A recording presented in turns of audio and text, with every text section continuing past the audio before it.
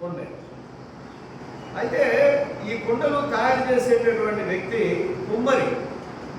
కుమ్మరి ఇంటికి తీసుకుపోయాడు ఇర్మియా. ఆ కుమ్మరి ఏం చేస్తున్నాడు? ఆ కుమ్మరి ఇంటి దగ్గర ఒక సారి ఉన్నది, సారి కనబడుతుంది. ఆ సారి మీద మట్టి పెట్టి దానిని తనకి ఇష్టమైన రీతిలో, తనకు అనుకూలమైనటువంటి రీతిలో కుండను తయారు చేస్తూ ఉన్నాడు.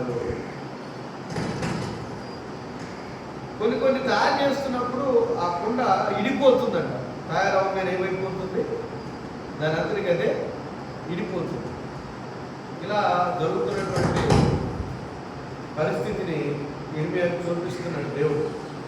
చూపిస్తూ అంటాడు, ఇజ్రాయెల్ ప్రజల్ని హెచ్చరిస్తూ మాట్లాడతాడు, ఆ కుమ్మరి కుండని చేస్తున్నప్పుడు విడిపోయినట్లుగా నేను మిమ్మల్ని చేయలేనా అని మాట్లాడతాడు. వీళ్ళరా ఒక విషయంలో చెప్పాలంటే ఆ కుండ దేనికి సాదృశ్యం అంటే మానవ జీవితానికి సాదృశ్యం. ఆ కుమ్మరి దేనికి సాదృశ్యం అంటే దేవదేవునికి సాదృశ్యం. ఆ సారి దేనికి సాదృశ్యం అంటే సంఘానికి సాదృశ్యం. దేవుని స్తోత్రం, హల్లెలూయా. ప్రియులారా, ఇలా కొన్ని మర్మాలు ఇర్మియాతో చెప్పినటువంటి అధ్యాయ భాగంలో కనబడుతుంటాయి. అయితే ఇక్కడ ఇంతకీ భక్తుడు ఏమంటాడంటే, నేను మరణమై స్మరణకు రాకున్న వాని వలె ఓటికుండనైతిని అంటాడు. అంటే మనుషుడు మరణించిన తర్వాత ఇక స్మరణలోకి రాడట, జ్ఞాపకంలోకి రాడట. ఆ విధంగా ఉన్నానయ్యా నేనని దేవుణ్ణి ప్రార్థిస్తున్నాను. హల్లెలూయా, హల్లెలూయా. ప్రియులారా, నిజమే. కుండల గురించి ఆలోచించినప్పుడు బైబిల్లో కొన్ని విషయాలు ఉన్నాయి. ఒకటి ఇక్కడ ఏమంటాడంటే ఇర్మియా గ్రంథం 22:28లో మరలా ఇర్మియాతోనే మరొక మాట చెప్తాడు దేవుడు. ఏమని మాట్లాడతాడో చూడండి. కొన్యాను ఇతడు హేయమైన ఓటి కుండ వంటి వాడై వాడా పలికి మారిన ఘటమా, అతడును అతని సంతానమును విసిరివేయబడి ఆమె ఆ వ్యక్తిని గురించి ఏమని మాట్లాడుతున్నాడు అని అంటే ఓటి కుండ. ఎట్లా ఉన్నాడు? ఓటి కుండ దేనికి పనికిరాదు, అది ఎప్పుడు ఊడిపోద్దో కూడా తెలియదు. ఓటి కుండ ఏంటంటే పగిలిన కుండ. ఆ పగిలిన కుండ దేనికి పనికిరాదు. అంటే మానవ జీవితం ఎలా ఉందంటాడంటే పనికిరాని ఒక కుండ వలె ఉన్నది అని చెప్తాడు భావనని. ఈ పనికిరాని ఈ ఓటి కుండ మీద దేవుడు మనసు పెట్టాడు. ఎవరు ఆ ఓటి కుండ అంటే మానవులైనటువంటి మనమే. ఆమేన్, హల్లెలూయా, హల్లెలూయా, హల్లెలూయా. ఈ కుండల గురించి నేను 3 విషయాలు చెప్తానండి క్లుప్తంగా. జాగ్రత్తగా దేవుని మాటలు విందాం. ఈ పనికిరాని ఈ కుండ మీద దేవుని మనసు ఎంతో ప్రాముఖ్యంగా ఉంది. అయితే ప్రియులారా, ఒక సామెత ఉంది కదా, ఏముందంటే పాముకి కూరలో విషం ఉన్నది, తేలికి కొండెములో విషం ఉన్నది, మనుషునికైతే నిలువెల్లా ఉందంట విషం. అంటే ఇప్పుడు పాము గొప్పదా, తేలు గొప్పదా, మనిషి గొప్పడు అంటారు. ఏంటి చెప్పరా? నువ్వే చెప్తే చెప్పలే అంటే లేదు, నువ్వే కదా ప్రశ్న వేసింది అని అంటారా? మరి నేను చెప్పక ఏం చెప్తాను? మరి మీరు చెప్పినప్పుడు చెప్పాలి. ఆమె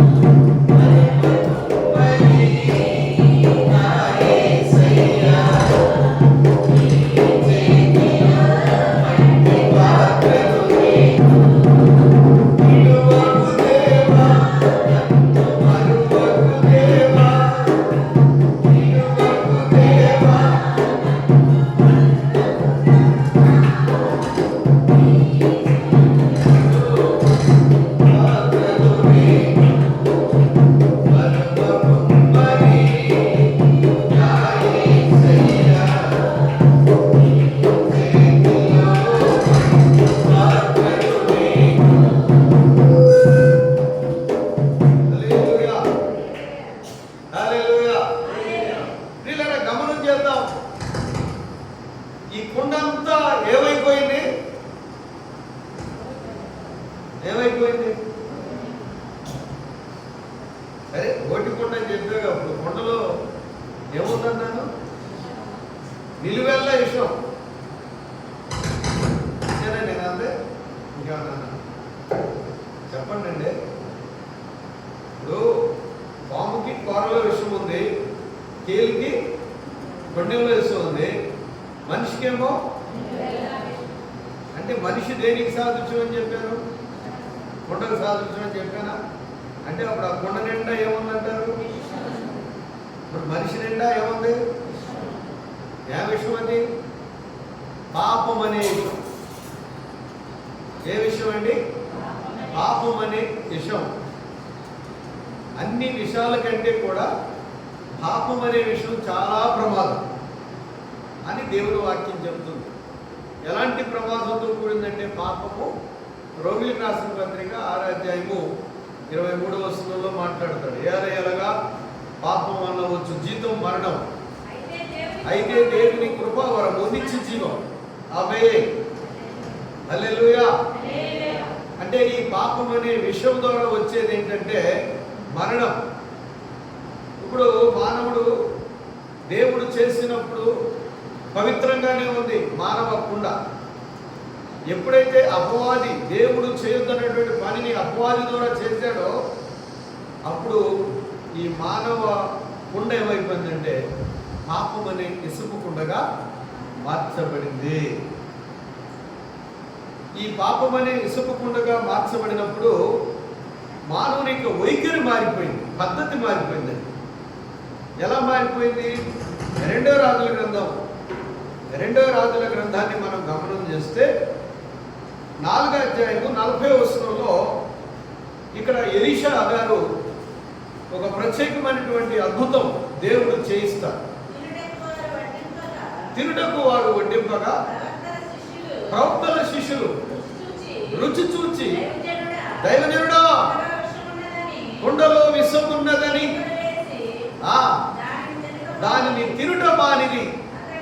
అతడు పిండి కొంత తెమ్మని వారు తేగా కుండలో దాన్ని వేయగా జనులు భోజనం చేయుటకు వడ్డించుటకు చెప్పెను. వడ్డింపగా కుండలో. ఆమేన్, హల్లెలూయా. ఎలీషా కాలంలో దేవుడు ఒక అద్భుతం చేశారు. ఎలీషాని కొంతమంది శిష్యులు వెంబడిస్తూ ఉన్నారు.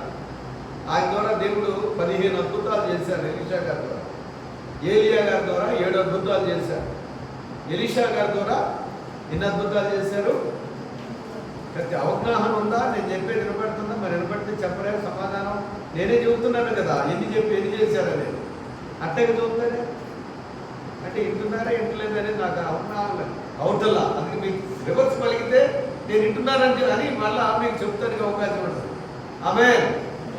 ఏలియా గారు ఎన్ని అద్భుతాలు చేశారు? ఎలీషా గారు 15, 14 కాదు 15 అద్భుతం ఎక్కడ చేశారు అయ్యారు అంటారా? ఆయన చనిపోయిన తర్వాత ఎలీషా గారిని సమాధి చేశారు. సమాధి చేసిన తర్వాత ఏమైందంటే యుద్ధంలో ఒక వ్యక్తి చనిపోయినప్పుడు ఆ వ్యక్తిని పాతివేయడానికి సమయం లేక ఆ వ్యక్తిని తీసుకెళ్లి ఎలీషా గారి సమాధిలో పెట్టారు. పెట్టేపాటికి ఎలీషా గారి యొక్క ఎముకలు తగిలి ఆ వ్యక్తి మరలా బ్రతికాడు. అది 15 అద్భుతం. ఆమేన్, హల్లెలూయా. ఎలీషా గారు చేసిన ఒక అద్భుతం ఇక్కడ కనబడుతుంది. ఆయన శిష్యులు ఆయన బాగా ఆకలి కొని ఉన్నారు. ఆకలి కొని ఉన్నప్పుడు శిష్యులతో చెప్పారు, మనం తినడానికి ఊర్లోకి వెళ్ళి కోరాకులు వేలుకుని తీసుకురండి అని పంపించారు. శిష్యులు గ్రామంలోకి వెళ్ళారు. వారు వాటి విషయం తెలియక అవి ఎన్ని ద్రాక్ష ఆకులు వారు ఏం చేశారు? కోసుకొచ్చి దైవజనుడికి దైవజనుడు ఆ కుండలో వేశారు.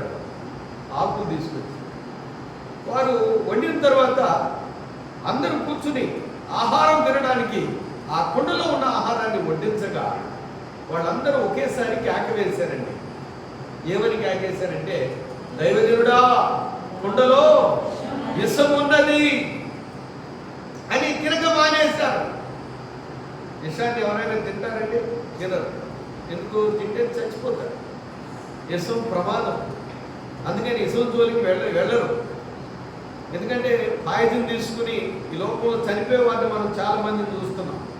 అందుకని విషం జోలికి ఎవరు వెళ్ళరు, దాన్ని తినడానికి ఎవరు ఇష్టపడరు. కానీ కుండలో ఏమైంది? ఇప్పుడు విషం ఉన్నది. ఆ విషము ఏ విషము అంటే పాపం అనే విషం. హల్లెలూయా. హృదయం అనే కుండలో మానవ జీవితంలో పాపం అనే విషం ఉన్నది. ఆ విషయాన్ని గురించి యేసు ప్రభు చెప్పాడు. మార్క్స్ వార్త 7:2 మాట్లాడతాడు. యేసు ప్రభు వారు మానవ హృదయం అనే కుండలో ఎలాంటి పాపం అనే విషం ఉన్నదో దేవుని వాక్యంలో రాయబడింది. యేసు ప్రభువే మాట్లాడతారు. మార్క్స్ వార్త 7:2 తీసారా? లోపల నుండి అనగా మనుషుల హృదయములో నుండి దురాలోచనలు, జారత్వములు, దొంగతనములు, నరహత్యలు, వ్యభిచారములు, లోపములు, చెడుతనములు, కృత్రిమములు, కామ వికారము,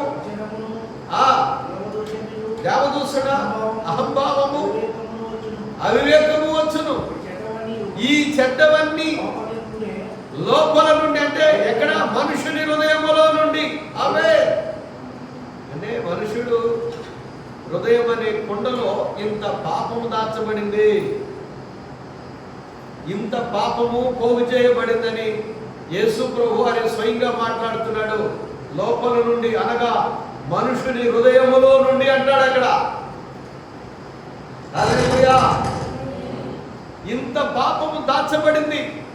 ఏంటది? మత్సరం, దొంగతనం.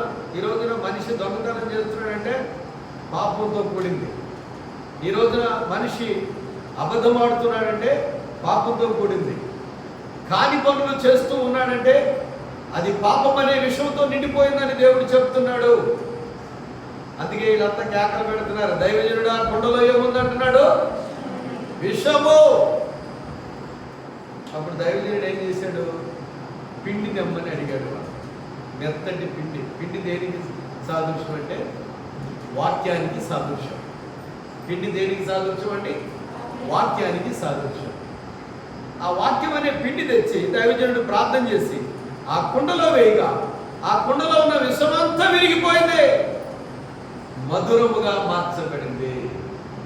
కాళి ఘటమును నీటితో నింపి అక్షరసముగా మార్చిన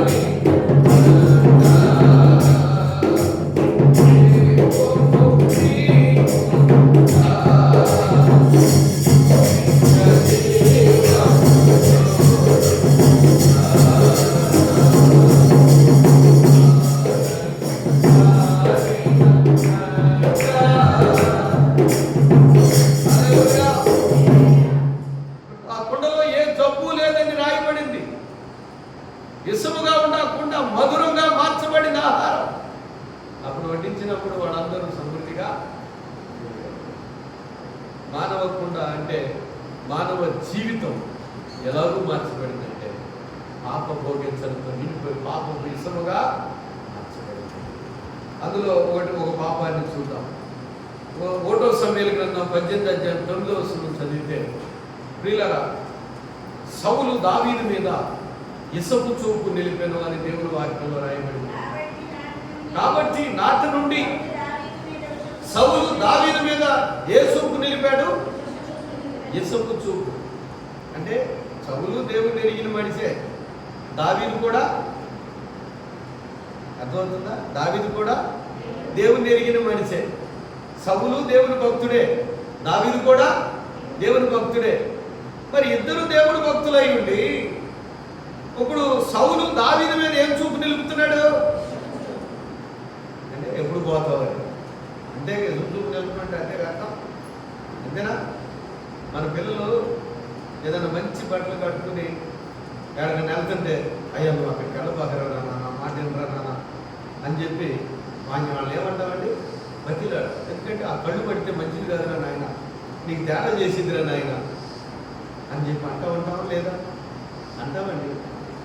ఒక్కొక్క అమ్మ పాలు పెడుతుంటే ఇంకొక అమ్మ చూస్తే ఏమైందంట, పాలు రక్తం అయిపోతున్నాయంట. నిజమేనంటారా? నిజమే, జరుగుతుంది.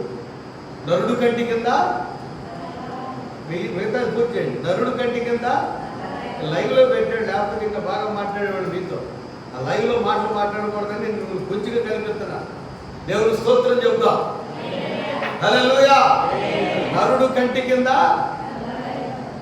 నిన్నదే వామ్మ అంత పవర్ ఉందంటారా? నరుడు చూపులో ఉంది. నల్లరాయి బద్దలైపోయే పవర్ ఉందంట మనిషి కంటి చూపులో. అందుకే నేను కంటి చూపుతో చంపుతారంటాడు ఒక్కొక్కడు, అంటాడా? దేవుని స్తోత్రం. అంటే ఆ కంటిలో అంత పవర్ ఉంది. ఇప్పుడు సౌలు కంటిలో ఇసపు పవర్, పాపపు పవర్ తో నిండిపోయి ఉన్నాయి. ఆయన భక్తుడై ఉండి అలాంటి చూపు కలిగి ఉండకూడదని తెలిసి కూడా ఈ లోకంలో కొందరు బాగులు కొంతమంది వారవలేదు, చూచి వారవలేదు. కొంతమంది అభివృద్ధిని కొంతమంది చూచి వారవలేదు. నేను చెప్తున్నాను, దేవుడు నిన్ను దీవించడం ప్రారంభిస్తే, దేవుడు నిన్ను నడిపించడం ప్రారంభిస్తే ఎవరు ఏమీ చేయలేరని కూడా చెప్తున్నాను. ఆమేన్. హల్లెలూయా. సౌలు రాజు అయి ఉండొచ్చు, దావీదు సైన్యాధిపతి అయి ఉండొచ్చు, సౌలు నేను గొప్పవాడిని అయి ఉండొచ్చు అనుకోవచ్చు. కానీ దావీదు పట్ల దేవుడు నడుస్తున్నాడు, సౌలు పట్ల దేవుడు నడవడం లేదు. దేవుడి చేత ఏర్పాటు చేయబడినోడే, దేవుడి చేత రాజుగా చేయబడినోడే, దేవుని భక్తుడే, దేవుని మహిమను కనుగొన్నటువంటి వ్యక్తే. కానీ తన జీవితంలో ఏమైందంటే పాపం అనే కొండ, పాపం అనే విషము తన జీవితంలో చోటు చేసుకుంది. అది ఆన్సర్. అది అందుకని మన భక్తులమైనా ఆ పాపం అని ఉన్నంత కాలం మన జీవితం అభివృద్ధి ఉండదు. దేవుడు మన మెచ్చడు. ఏలైనగా పాపం వల్ల వచ్చే జీతం మరణం.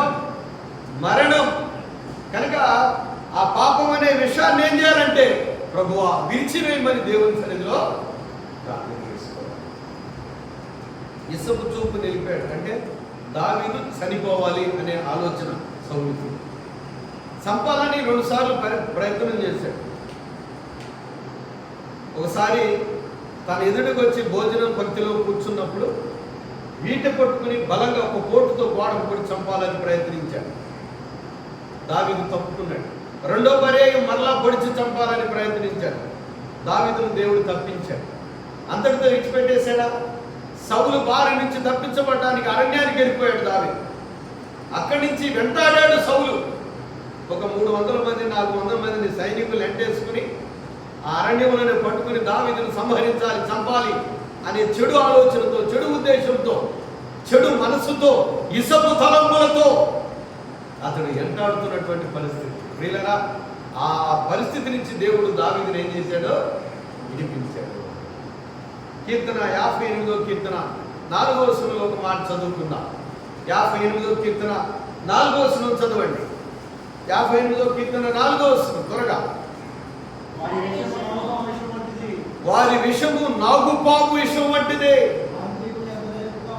మాంత్రికులు ఎంత నేర్పుగా మంత్రించినను వారి స్వరము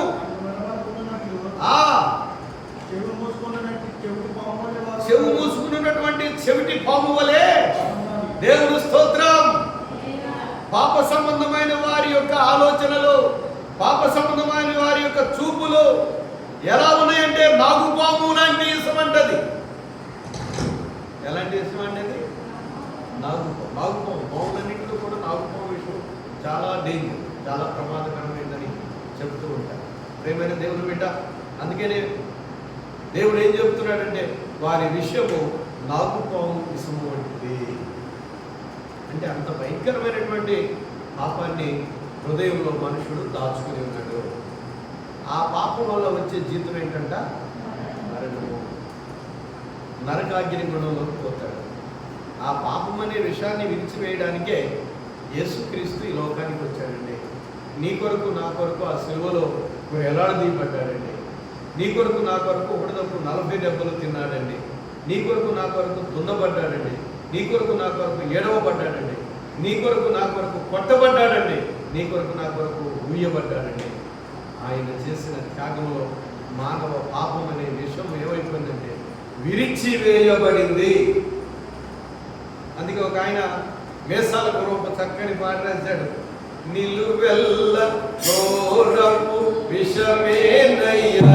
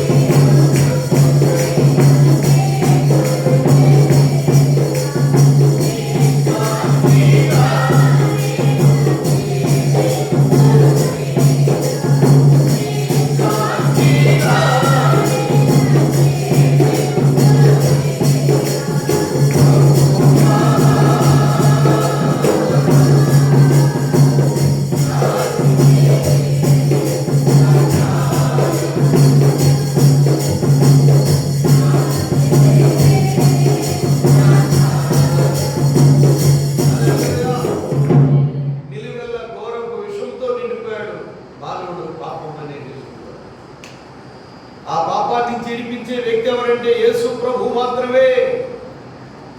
1 తిమోతిలో 1:15 రాయబడింది, పాపులను రక్షించుటకు క్రీస్తు యేసు ఈ లోకమునకు వచ్చనని వాక్యము నమ్మదగినది, పూర్ణాంగీకారమైనది, యోగ్యమై ఉన్నదని పౌలు గారు మాట్లాడుతూ అందులో నేను ప్రధానుడని ఒప్పుకుంటాడు. ఎందుకోసం వచ్చాడు యేసు ప్రభు? ఎందుకోసం వచ్చాడు యేసు ప్రభు అంటే పాపులను రక్షించడానికి, ఆత్మ అనే విషయాన్ని విడిచివేసి మంచి మనిషిగా చేయడానికి లోకానికి వచ్చాడు.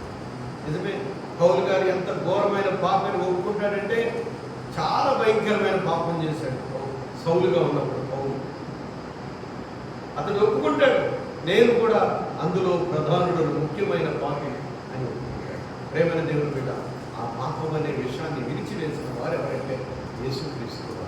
ఆయన కార్చిన రక్తం ద్వారా ఇప్పుడు మానవునికి పాపానికి ఏం దొరికింది? విముక్తి దొరికింది. ప్రకటన గ్రంథం 1:6 ఈ వాక్యం స్పష్టంగా రాయబడింది.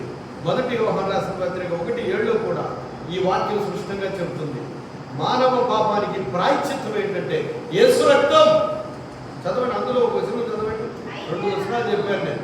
అయితే ఆయన వెలుగులో ఉన్న ప్రకారము మనమును వెలుగులో ఉన్నాము, నడిచిన ఎడల మనమందరము అన్యోన్య సంబంధము కలిగిన వారమై ఉన్నాము.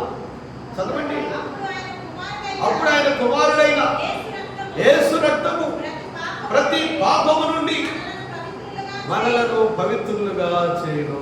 గట్టిగా స్తోత్రం చెప్తా. మానవ పాపానికి ప్రాయశ్చిత్తం, మానవ పాపానికి నా విరుగుడు ఏంటంటే యేసు రక్తం. ఆయన కాచిన రక్తం ద్వారా ఆ పాపం అనే విషయం ఏమైపోయిందండి? ఇరిగిపోయి పవిత్రుడిగా చేయబడ్డాడు మనిషి. రోమిలకు రాసిన పత్రిక 3:13లో కూడా మరొక మాట రాయబడింది. రోమిలకు రాసిన పత్రిక 3:13 త్వరగా చదవండి. వారు గొంతుకు తెరిచిన సమాధి తమ నాలుకలతో మోసం చేయుదురు. వారి పెదవుల కింద ఏముందండి? సాతాను. సర్ప విషయం అంటే సాతాను విషయం. కనుక ప్రేమైన దేవుని బిడ్డలారా, యోబు గ్రంథం 20 అధ్యాయం 12వ వచనం, 13వ వచనం, 14వ వచనాల్లో చూస్తే యోబు కూడా కొన్ని మాటలు స్పష్టంగా దేవుని ద్వారా తెలియజేస్తాడు. మానవ జీవితంలో ఎలాంటి పాపం అనే విషయము ఉన్నదో, వెంబడిస్తుందో వాక్యంలో రాయబడింది. చదవండి. యోబు గ్రంథం 20 అధ్యాయం 12, 13, 14 వచనాలు ఒక్కరు చదవండి. చెడుతనము వారి నోటికి ఎలా ఉందంట? చెడుతనం. పాపం అంట నోటికి ఎలా ఉంది? తీగ ఉందంట. వారి నాలుగు కింద దాన్ని ఏం చేశారు? దాచిపెట్టుకున్నారు. దాన్ని పోనీక భద్రం చేసుకున్నారు. నోట దాన్ని ఉంచుకున్నారు. అయినను వారి కడుపులో వారి ఆహారం పులిసిపోతుంది. అది వారి లోపట నాగు పాముల విషమగును. అంటే పాపము దాచుకుంటే ఈ విధంగా మార్చబడుతుంది అని యోబు గారి ద్వారా స్పష్టంగా దేవుడు మాట్లాడుతున్నారు. యోబు గారి ద్వారా స్పష్టంగా దేవుడు మాట్లాడుతున్నారు. ప్రియమైన దేవుని బిడ్డ, ఈ పాపముని మనం ఏం చేయాలంటే విడిచిపెట్టాలి. యోహాను సువార్త 4వ అధ్యాయం 20వ వచనంలో సమరీ స్త్రీ యాకోబు బావి దగ్గర కూర్చున్నాడు యేసు ప్రభు. అవునా? శిష్యులేమో ఊళ్ళోకి ఆహారం కోసం పంపించారు. అప్పుడు ఆ నీళ్లు చేదుకోవడానికి ఎవరు వచ్చారు? అక్కడికి సమరీ స్త్రీ వచ్చింది. ఆమె ఏం కొట్టుకొచ్చింది? నీళ్లు చేరడానికి కుండ. నీళ్లు చేదుకుని వెళ్ళడానికి, నీళ్లు తీసుకుపోవడానికి యాకోబు బావి దగ్గరికి ఏం తెచ్చిందంటే కుండ. ఆమెను చూసి యేసు ప్రభు త్రాగడానికి నీళ్ళు అడిగాడు. అమ్మ, త్రాగడానికి నాకు కొంచెం నీళ్ళు ఇవ్వు అని అడిగాడు. అడిగితే ఆమె ఏం చెప్పింది? ఈ బావి చాలా లోతైందయ్యా, ఈ బావిలో ఈ కుండ వేసి నీళ్లు తోడి నీకు పోయడానికి నా దగ్గర తాడేమి లేదు అని చెప్పింది. అయితే యేసు ప్రభు ఏం మాట్లాడుతున్నారు? నువ్విచ్చు నీళ్లు త్రాగితే నేను మళ్ళా తప్పికుంటాను, నేను నీకు నీళ్ళు ఇస్తాను, నువ్వు ఆ నీళ్లు తాగితే నీ జీవితంలో తప్పిపోను అన్నారు. అంటే ఆమె అంటది, ఆ నీళ్లు నాకు ఇయ్య, నేను త్రాగుతాను అన్నాడు. ఆయన ఏమంటారు? మొదట నీ భర్తని తీసుకురా, అప్పుడు నేను ఆ నీళ్లు నీకు ఇస్తాను అని ప్రభు చెప్తారు. ఆమె జీవితాన్ని యేసు ప్రభు అక్కడ స్పష్టంగా తెలియపరిచాడు. ఆమె చేస్తున్న పాపమంతా ఆమెకి వివరించి చెప్పాడు యేసు ప్రభు. అప్పుడు వెంటనే ఆమె తెచ్చిన కుండ అక్కడ ఇడిచిపెట్టిందని రాయబడింది. చదవండి. యోహాను సువార్త 4:8 చదవండి.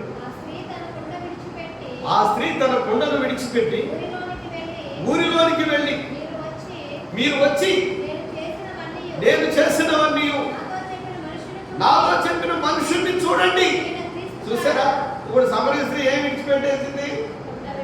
కుండ విడిచిపెట్టడం అంటే అర్థం ఏంటి? పాపాన్ని విడిచిపెట్టిందని అర్థం.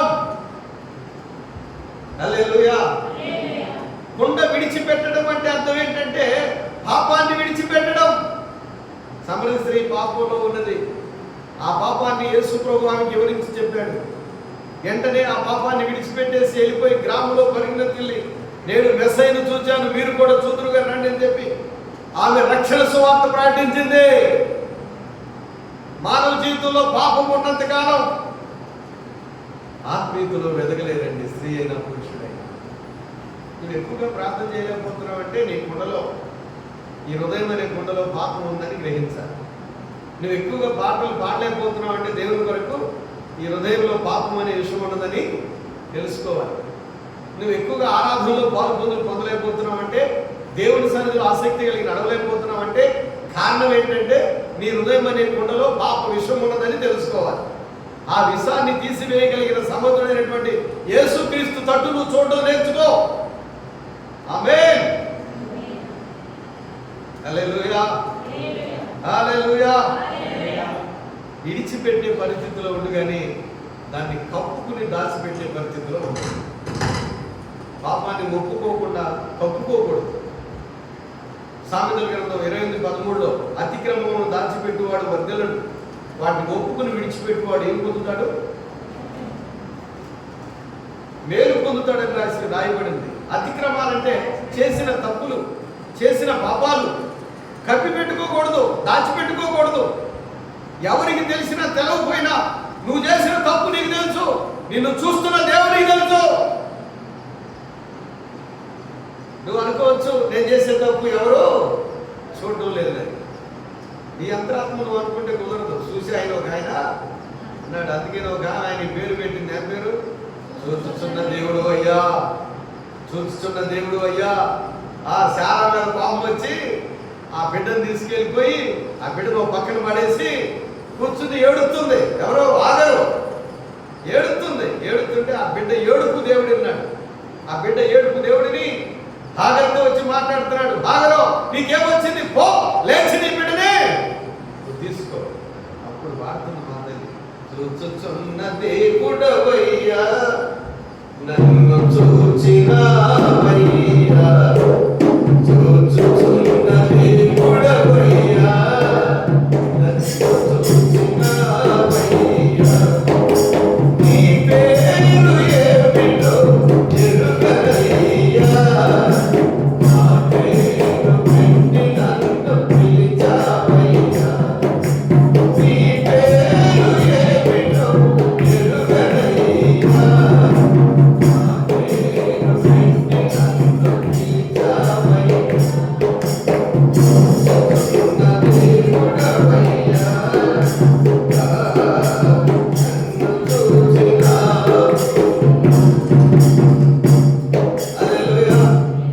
అప్పుడు కోడకొండదు తల్లి. ఎప్పుడు? దేవుడు వచ్చి మాట్లాడినప్పుడు.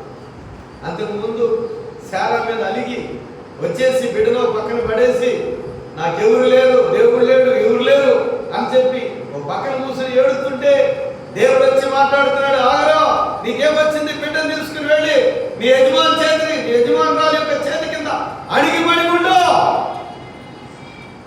ఏమన్నాడు? అడిగి మణిగుండు, లోబడి ఉండు అని దేవుడు చేస్తాడు. దేవుడు చెప్పింది చేయడం నేర్చుకుందాం. ఆఖరిగా ఒక మాట చెప్పి నేను ముగిస్తాను. యజమానుడు వాడుకునే ఒక అర్హమైనటువంటి కుండగా, పాత్రగా దేవుని కొరకు పనిచేద్దాం. చూడండి, 2వ సమూయేలు గ్రంథం 2వ అధ్యాయం 20-21 త్వరగా చదవండి, టైం అయిపోతుంది. 2వ సమూయేలు గ్రంథం 2వ అధ్యాయం 20-21 మనం గమనం చేద్దాం. ఏంటి ఇంత సురుకుగా తెలుతున్నారు వాక్యం? చదవండి, త్వరగా తీసి. చదువుకున్న వాళ్ళన్నా ఆ త్వరగా వాక్యం తీసి చదవలేకపోతున్నారు.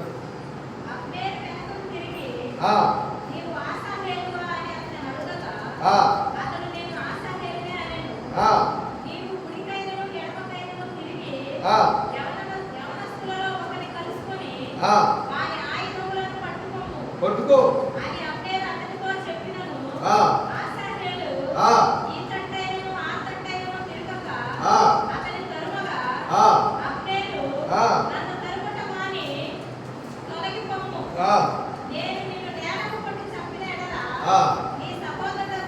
రోమిలకు రాసిన పత్రిక 2:22 చదువమ్మా.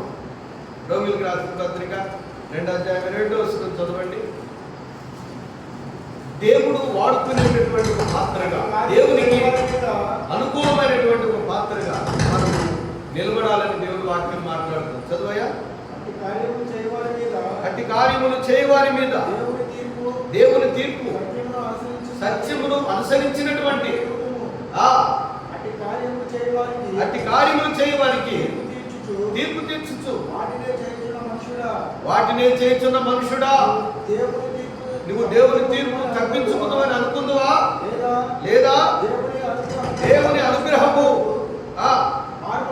మారు మనసు పొందుటకు నిన్ను ప్రేరేపించుచున్నదని ఎరుగక ఆయన అనుగ్రహాలస్యమును సహనమును దీర్ఘశాంతమును తృణీకరిస్తావా? నిన్ను నువ్వే హెచ్చరించుకోమని దేవుడు మాట్లాడుతున్నాడు. కనుక ఈ పాపము ఉన్నంతగా నేను చెప్తున్నాను, ఈ రోజున చాలామంది జీవితాల్లో ఏముందంటే పాపం ఉండటం ద్వారా, హృదయంలో పాపం ఉండటం ద్వారా సమాధానం లేని పరిస్థితి. తినడానికి ఉంది, ఉండడానికి ఉంది, తినడానికి ఉంది, అన్నిటికీ ఉన్నాయి, కానీ హృదయంలో ఏం లేదు, సమాధానం లేదు, నెమ్మది లేదు. ఎంతమంది ఉన్నా, ఎన్ని ఆస్తులు ఉన్నా, ఎంత ఉన్నా మన హృదయంలో సమాధానం లేకపోతే, నెమ్మది లేకపోతే అన్నీ వ్యర్థమేనండి. అందుకనే మనము ఎలాంటి వారంగా ఉన్నామంటే ఓటి కొండ వలె ఉన్నాం. ఈ కొండ ఎప్పుడు పోయిపోద్దో తెలియదు. రాత్రి శనివారం ఆరాధన అయిపోయింది, 10 గంటలకు ఆరాధన అయిపోయింది. తర్వాత కిందకి వెళ్ళామండి. నాకు నిద్ర రావడం లేదు. నిద్ర రాకపోయి వీళ్ళంతా పడుకున్నారు. నేను మౌనంగా 1 గంట వరకు ప్రార్థన చేస్తూనే ఉన్నాను. వెళ్ళిపోతూనే ఉన్నాను, నిద్ర రావటంలో ప్రార్థనలో. ఏదన్నా జరగబోయేటప్పుడు నన్ను దేవుడు నిద్రపోని మేల్కొల్పుతూ ఉంటాడు. నా ఆత్మను ప్రార్థన చేయమని దేవుడు ప్రేరేపిస్తూ ఉంటాడు. నేను ఈ విధంగా నిద్రపోవట్లేదు, నాకు నిద్ర రావట్లేదంటే మొత్తానికి ఏదో జరగబోతుంది అనేటటువంటి ఒక అవగాహన. ఎందుకంటే అంతకుముందు నాకు కొన్ని అనుభవాలు ఉన్నాయి దేవుళ్ళు. అందుచేత నేను అనుకుంటూనే ఉన్నాను, ప్రార్థన చేశాను. 1 గంట దాకా ప్రార్థన చేసుకున్నాను. ఆ తర్వాత నిద్ర వచ్చింది, పడుకున్నాను. తెల్లారేపాటికి 4 గంటలకల్లా ఫోన్ వచ్చింది నాకు. తెల్లారగానే 4 గంటలకు ఫోన్ వచ్చింది. ఎక్కడి నుంచి అంటే కనిగెట్టి వారి ఫోన్ నుంచి. ఎజ్రా ఫోన్ చేశారు. ఏందయ్యా ఈ టైంలో ఫోన్ చేసావంటే, మా వదిన పడిపోయిందండి అంట. బాత్రూంలోకి వెళ్ళి పడిపోయిందండి. పడిపోయిందనే ఆయన మాట పలుకు లేకుండా పడిపోయింది. నోటంలో పురకు వస్తుంది. హాస్పిటల్కి వేసుకెళ్ళామండి. ప్రార్థన చేయండి అంటే మా వదిన గురించి అని ఫోన్ ఆమె చెవి దగ్గర పెట్టారు, ప్రార్థన చేయండి. నేను అనుకున్నాను, అప్పుడే నాకు సూచన దేవుడు చూపిస్తాడు, తెలుస్తుంది నాకు విషయం. ఈ రాత్రి నాకు నిద్ర పట్టలేదంటే ఏదో కీడు సంభవించిపోతుంది, ఎవరికో ఏదో సంభవించిపోతుంది అని దేవుడు నన్ను హెచ్చరిస్తూ ఉంటాడు. ప్రార్థన చేశాను. ఇప్పుడు ఆమెని జనాలు తీసుకెళ్లారు. పరిస్థితి ఎలా ఉందో తెలియదు, కానీ ప్రార్థన చేద్దాం, ప్రార్థన చేయమని అన్నారు. ఆమెను దేవుడు విమోచించి మళ్ళా మన మధ్యన సాక్షిగా నిలబెట్టాను. ఆమేన్, హల్లెలూయా. తర్వాత ఈ ఉదయకాలం నేను కరవలు వెళ్ళి దేవుని వాక్యాన్ని అందించి మళ్ళా రిటర్న్ వస్తున్నాను. తిరిగి వచ్చినప్పుడు ఏమైంది, ఇక్కడ హైవే ఉంది కదండి, బట్టిపోల్ దగ్గర, బట్టిపోల్ దాటంగానే హైవే రోడ్. ఆ రోడ్డు అలా డౌన్ అయ్యాను, కింద దిగాను. అటు నుంచి ఒక కారు వస్తుంది, ఇటు నుంచి ఒక బైక్ వస్తుంది. నేను ఎక్కడికి వచ్చేసాను. ఆ బైక్ కారు టక్కన గుద్దేసుకుని, అబ్బా ఎంతలో శబ్దం వచ్చింది అనుకున్నాను. ఏంటి ఇంతలా శబ్దం వచ్చింది? నా వెనకాల కారు వెనకాల కూడా గుద్దేయడం అనుకుంటాను. నేను నా గుడి వద్దలైపోయింది. ఎందుకంటే అంతలో శబ్దం వచ్చిందన్నమాట. వెనక్కి తిరిగి చూసేప్పటికీ హైవే రోడ్డు మీద అండి, నడి రోడ్డు మీద, పక్కన కూడా కాదు, నడి రోడ్డు మీద గుద్దేసుకుని ఆ బైక్ వాడికి తలకాయ బైక్ భయంకరమైనటువంటి పరిస్థితి. ఈ ఓటికొండలు ఎప్పుడు రాలిపోతాయో తెలియదు, ఎప్పుడు ఊడిపోతాయో తెలియదు, ఏం జరుగుతుందో తెలియదు. కానీ మనంతా బాగానే ఉందని అనుకుంటాం, మనం మంచిగానే ఉన్నామని అనుకుంటాం. ఏ టైంలో ఏది వచ్చి మీద పడుతుందో తెలియదు. అందుకే ఒక ఆయన చక్కని పాట రాశాడు, రాలిపోదువో నీవు కూలిపోదువో తెలియదురా నీకు ఏ ఘడియో, రాలిపోదువో నీవు కూలిపోదువో తెలియదురా నీకు ఏ ఘడియో, ఎందరూ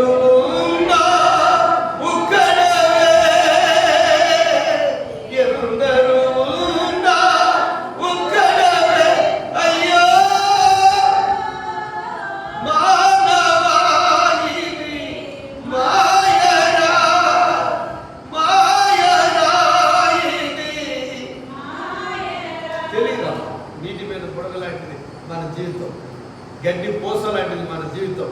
అడవిలో పువ్వు లాంటిది మన జీవితం, నీడ లాంటిది మన జీవితం అని దేవుని వాక్యం చెబుతుంది. కనుక ఈ పాపం అనే కొండలో ఉన్న విషం, హృదయం అనే కొండలో ఉన్న పాప విషాన్ని యేసు ప్రభు రక్తం ద్వారా కడిగి వేసుకో. అప్పుడు నువ్వు పవిత్రుడు అవుతావు. ఒకవేళ ఈ కొండ ఎప్పుడు విడిపోతుందో తెలియదు. ఓటి కొండ, ఇది అతుకు వేసిన కొండ.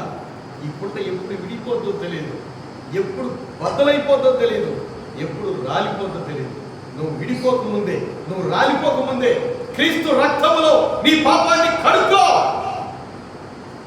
నీ పాపానికి నువ్వు ప్రాయశ్చిత్తం పొందమని దేవుని వాక్యం హెచ్చరిస్తుంది. నీ ప్రతి పాపాన్ని కడగగలిగింది దేవుని వాక్యం. యేసు రక్తం, యేసు రక్తము, రక్తము, రక్తము, యేసు రక్తము, రక్తము,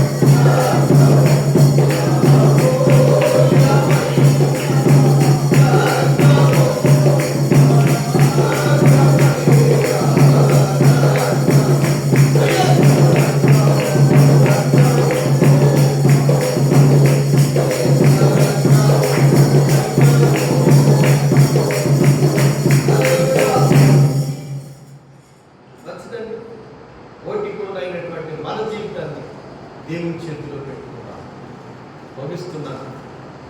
ఈ గుండెలో ఉన్న విషయాన్ని కడిగేవారు ఎవరంటే యేసు ప్రభువే. మామూలుగా మనం వాడుకునే కుండల్ని మనమే కడుక్కుంటుంటాం ప్రతిరోజు. అవునా? ఎందుకు కడుక్కుంటామంటే అది శుభ్రంగా ఉంటేనే మళ్ళీ దాంట్లో ఆహారం వండుకోవడానికి అది పనికొస్తాం. ఒకవేళ అశుభ్రంగా వండుకుంటే రోగాల బారిన పడి, జబ్బుల బారిన పడి చనిపోతాం. అలాగే నీ హృదయంలో ఉన్న పాపం అనేటటువంటి విషయాన్ని విడిచివేయాలంటే యేసు రక్తం చేత కడగబడి నువ్వు పవిత్రుడిగా చేయాలి. హృదయ శుద్ధి గల వారు ధన్యులు, వారు ఏం చేయబడతారు? హృదయ శుద్ధి గల వారు ధన్యులు, వారు ఏం చేస్తారు? రెండోసారికి ఏం చెబితే కానీ అవగాహన రాదు కదండి. హృదయ శుద్ధి కలిగిన వాళ్ళు ఎవరు చూస్తారు? దేవుణ్ణి చూస్తారు. నువ్వు దేవుణ్ణి చూడాలని వచ్చేవాడికి, దేవునితో మాట్లాడాలని వచ్చేవాడికి, దేవుని దగ్గర ఉన్నటువంటి కృపావరాలు పొందాలని వచ్చేవాడికి, దేవుడు ఏదైనా ఇస్తే తీసుకెళ్దామని వచ్చావు. తీసుకెళ్దామని అనుకుంటున్నావా లేకపోతే చేతులతో పోదామని అనుకుంటున్నావా? దేవుడు నేను అడుగుతున్న ప్రశ్న అండి. తీసుకెళ్లాలనే వచ్చావు, పొందాలనే వచ్చావు. అయితే దేవుడు దేన్ని శుద్ధి చేసుకోమని అంటే ఈ హృదయం అనే కొండను శుద్ధి చేసుకో. అప్పుడు దేవుని దగ్గర ఉన్న ప్రతిదీ నీకు దొరుకుతుంది. దైవరాజ్యాన్ని తోసరించుకోగలుగుతాం. దేవుడి వాక్యాన్ని మనం ఇక్కడ జీవించగాక. అందరికి వందనాలు. వాక్యాన్ని ముగిస్తున్నానండి. మరి వచ్చే ఆదివారం, ఈ నెలకి 5 వారాలు వచ్చినాయండి.